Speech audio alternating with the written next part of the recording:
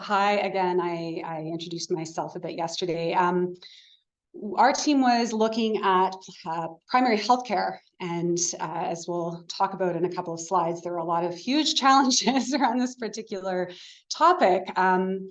But it was really important to me as a doctor of naturopathic medicine that we really take an expansive view of what we consider to be primary healthcare.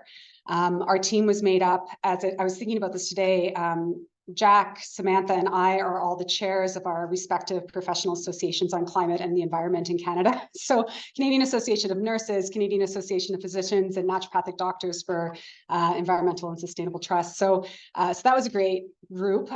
Josepha Sankam is actually a dentist from India. And as you can see here, we have a strong public health contingent as well, which, as you'll see in a moment, is super key because primary healthcare providers are part of public health.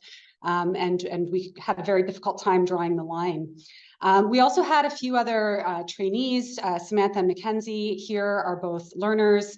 Not Samantha, pardon me, Sabrina and Mackenzie are both learners. We had a consultant in Uganda who is a nurse and does training with community health workers. So we had quite a broad perspective in terms of figuring out what it was we were going to do. It took us a while to do that. We felt that reviews of impact had already been done. There are systematic reviews, scoping reviews on the impact of the climate crisis on primary healthcare. So we felt like it's been done, and we all felt very strongly about investigating solutions. So with the permission of the guest editors, that's the approach that we took.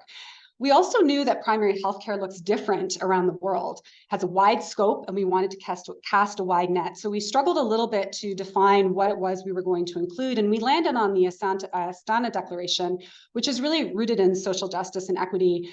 We define this as the first point of contact with a continuous health system.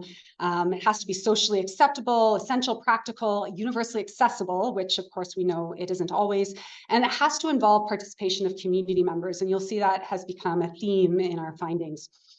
This particular image is from the article that's referenced up here, and it's a really nice illustration framework of sort of the impacts and of the drivers, ecological drivers, proximate causes, and ultimately the health effects, which of course primary healthcare sees all the things that all of the specialties described. So it's very hard to kind of keep that narrow. But we also acknowledge that although the planetary health crisis is impacting the delivery of primary healthcare and the conditions that are seen in primary healthcare, there is a responsibility thus to act, to mitigate and adapt to these changes. But as we've also heard this weekend, the dominant healthcare system is also a significant driver of the crisis. And the strategies that are sometimes proposed can sometimes perpetuate the problem. We also know that these same drivers have simultaneously marginalized complementary, alternative, integrative, traditional practices, whatever you want to call them. And that directly harms those who rely on those paradigms. And it also risks the loss of these ways of knowing that are really important in terms of identifying solutions. So our research question was really what strategies are emerging from within all forms of primary healthcare, which might help to disrupt these patterns and improve primary healthcare globally. So we were really looking at this point of care, point of contact. We really wanted to look at implemented solutions. As you'll see in a moment, we encountered a lot of studies, so we had to really narrow. There were tons of papers that looked at recommendations only from a theoretical perspective. So it's very important to us that we look at things that were actually implemented. Global context, the databases are listed here. And I'm going to skip over the methodology. You can read the paper later when it's hopefully published. But we did ultimately identify about 7,000, 8,000 references. We did use Covidence. We had independent reviews, et cetera. We landed on 94 studies eventually that we included. And you can see here, and you can read in the ultimate paper why we excluded the 537 that we did. All right, so some of the things that were interesting to us, the green slices here, and I know it's cut off in terms of my legend, but the green slices were what might be considered higher quality of evidence in terms of the hierarchy of evidence. So things that were actually, had a scientific methodology associated with them. The ones in blue were more opinions or descriptions that didn't have necessarily a methodology that was sort of a clear scientific process. So just a breakdown of those sorts of papers. We did include things like reviews, because what we found was that some of the reviews included case studies. They sort of described a bunch of sort of smaller interventions that were done. And as you'll see in our themes and sort of our discussion, And as has already been pointed out today, a lot of things are happening as far as solutions are concerned that aren't necessarily being written up in peer-reviewed journals. And so some of these reviews actually captured some of those. And so while we didn't do an official gray literature search because it was overwhelming, the amount of stuff that is out there, we did a bit of a snowball analysis. And so we drew out toolkits, case studies, anything like that through our methodologic process. And we're sort of curating a toolbox that we'll share hopefully in the final paper.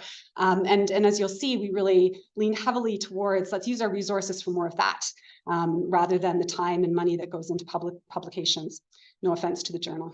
What we did when we went through all of these papers was we identified about 16 or 17 different themes. It's not, some papers hit maybe 6 or 7 different themes. So this isn't capturing independent themes per paper. What you see there in the sort of purplish color is all the papers themselves.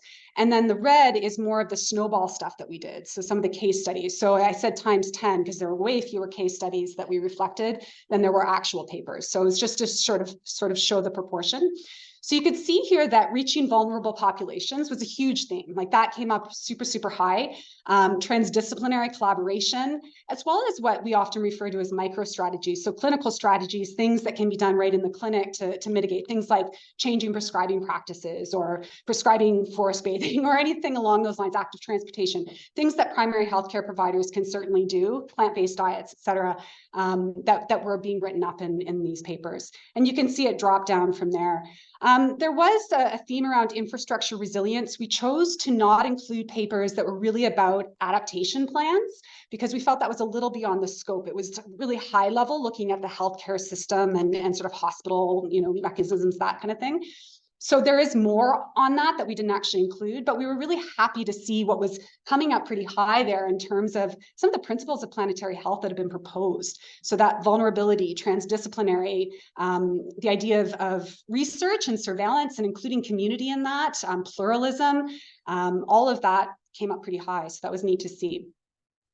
When we chose our search terms, we had to be really creative and span a lot of language around what we were calling primary care providers. And so it was interesting what came up in our results. You can see here that MDs represented about 9.6% in terms of, so if we had just narrowed it down to sort of doctors and nurses, this would have been a lot smaller. But you can see we captured a lot. It was like community health workers, which is the CHW here, but a huge chunk that was just community members who are delivering healthcare, right? People who are responding to their neighbors, people who are engaging in healthcare practices at the community level. 20% were specifically about Indigenous systems of healthcare and Indigenous ways of knowing and traditional practices. A lot of the papers just said healthcare broadly. They didn't actually delineate what was the nature of the healthcare provider. They just identified that these were people who were public-facing, community-facing, first point of contact. In terms of location, most predictably came out of USA and the Caribbean. A significant amount out of Asia, particularly there was a lot from Bangladesh proportionately. So that was really interesting to see. A lot of 10% from Africa. So that was really good to see. But it also, to me, was a reflection of what we were looking for. We were looking for community health workers. We were looking for traditional practices. We were looking for Indigenous, non-biomedical and non-biomedical approaches to primary healthcare. So it makes sense to us that we captured a lot of data from these countries.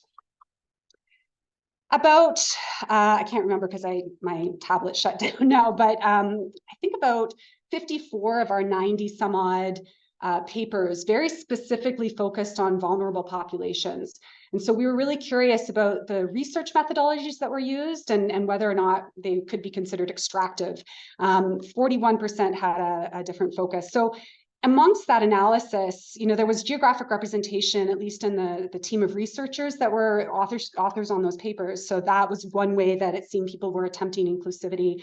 We did include anything that had a community-based participatory approach, even if it was a problem-oriented study, because there's such good evidence to say that community-based participatory methods are themselves interventions. And so in terms of community empowerment and building of agency and capacity within the community, we really wanted to include that. So that was interesting to capture. Some of these research projects were community-led, and so we really felt like that was incredibly important. So in terms of our discussion, historically, and what we've heard a fair bit of today, is the importance of technoscientific solutions and how do we find biodegradable catheter tubes, those sorts of things that was just mentioned. And that's really important.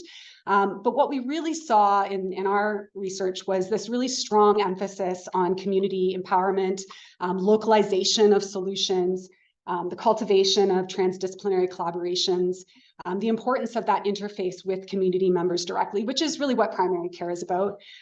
We also, and we deliberately looked for this, the importance of elevation and destigmatization of non-biomedical approaches. So, that pluralism. And we know that when we enhance the diversity in any sort of system, we enhance the resilience of that system. And so making sure that the healthcare that's being delivered is culturally relevant, is acceptable to individuals, is sustainable within their particular community structure. And that includes the research methodologies. So you heard a little bit about that yesterday. A lot of the papers that we looked at that had a focus on Indigenous communities really made an effort to incorporate Indigenous methodologies in the research. And so that's a really important concept to overcome epistemic bias and make sure that all these voices are part of this conversation. Of course, every single paper said that sustainability of any of these approaches require collaboration, funding, and fun, probably, partnerships and changes to policy, which we've all been saying. What surprised us was that relatively few, and this was surprising because the recommendations, theoretical recommendations that we see on planetary health, principles of planetary health, talk about repositioning ourselves, humans, in relation to nature. And there was surprisingly little on this, the importance of place and ecosystem, of cultural practices, the idea of being rooted and grounded in location, especially as that's taught by Indigenous ways of knowing. So a lot of the papers that centered on that Indigenous system did speak to that, but there was relatively little. And one thing I really wanted to highlight in terms of the pluralism, a lot of the papers, when they talked about universal access to care, what they were referring to is access to MDs and nurses and access to sort of more modern biomedical approaches. And a lot of the papers sort of were demeaning this idea that traditional practices weren't as good in terms of healthcare.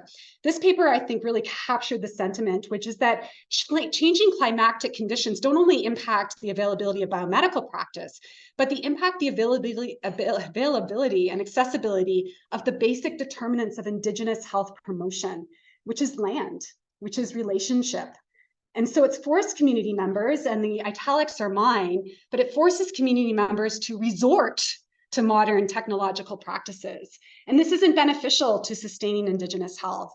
And we were having a conversation on the last break that we all are Indigenous somewhere, and all of us will have our health improved when we have relationship with land, when we have relationship with each other. And so by building that and reinforcing that and bringing that into primary healthcare more than maybe it is in some places is super key.